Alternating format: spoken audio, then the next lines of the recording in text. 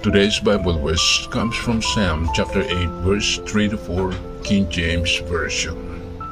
When I consider thy heavens, the work of thy fingers, the moon and the stars, which thou hast ordained, what is man that thou art mindful of him, and the Son of Man that thou visitest him?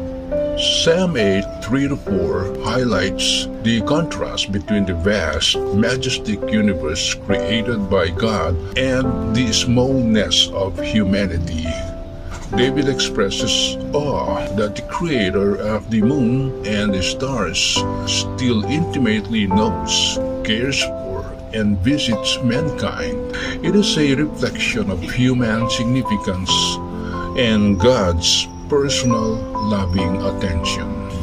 Key points. Number 1. Divine handiwork. The heavens are described as the work of God's fingers, emphasizing the ease with which He created the cosmos. Number 2. Human frailty versus divine care. Despite the vastness of creation, God is mindful of humans and deeply involved in their lives. Number 3. Purpose of humility and awe.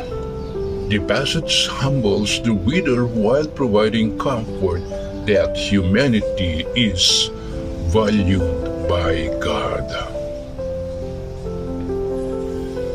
Amen.